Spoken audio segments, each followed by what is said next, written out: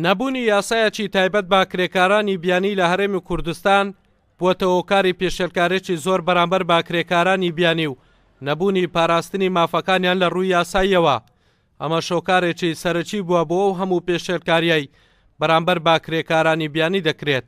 پێشێلکاریانەی کامن بوو لە توێژینەوەکەوە بۆم دەرکەوتووە بریتە لە بازرگانی پێوەکردن یانی هەندێک کرێکاری بیانی هەیە کە بازرگانیان پێوە دەکرێت بەڕاستی ئەوانە لە وڵاتەکەی خۆیان بەناوی شتێک دەهێنرێنە ئێرە بەڵام کە دەگەێنرێنێرە شتێکی تریان پێ دەکرێت و کاری لەش فرۆشیان پێ دەکرێت لە یانە شەوانەکانە مەسەلەن کاری لەش فرۆشیان پێ دەکرێت ئەمە سەرباری ئەوەی کە مەسەلەن هەندێکیان گرێبەستی کاریان نییە.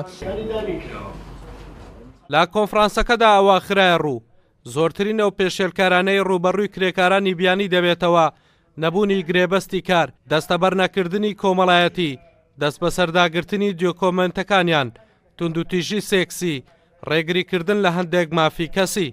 ئەوەی لە ڕێگای یاسایی دێ شتێکی دروستە، بەڵام ئەوەی کەوا لە ڕێگای توجارێتیان پێ دەکەن و بیانی بازرگانیان پێ دەکەن و لە ڕێگای ئەشخاص دێتن ئەمە مەساتە و پێویستە بەپێ ئەو یاسای نوێیانێکە لە بۆ کرێکارانی بیان دەکە ڕەساوی ئەو خاڵانە بکرێتن بۆ ئەوەی بتوانین زیاتر خزمەتی کرێکارانی خۆمان و کرێکارانی بیانی بکەین.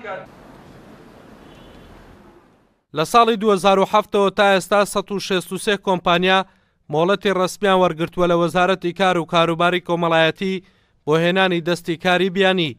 لەم ژمارەیە 63 کۆمپانیایان کاران و کار دەکەن لە پارێزگاکانی هەولێر، سلێمانی، دهۆک. 57 کۆمپانیا ڕاگیراون لەبەرەوەی پارەی زەمانەتیان دانەناوە. 32 کۆمپانیاش هەڵبەشاوەتەوە. 11 کۆمپانیاش خراونەتە لیستی ڕەشەوە بە هۆکاری پابەند نەبوونی ڕێنمایەکان.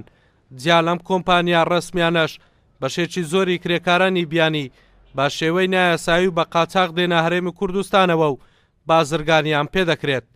ئەڵگورد ئەحمەد، کورسات نیوز، هەولێر.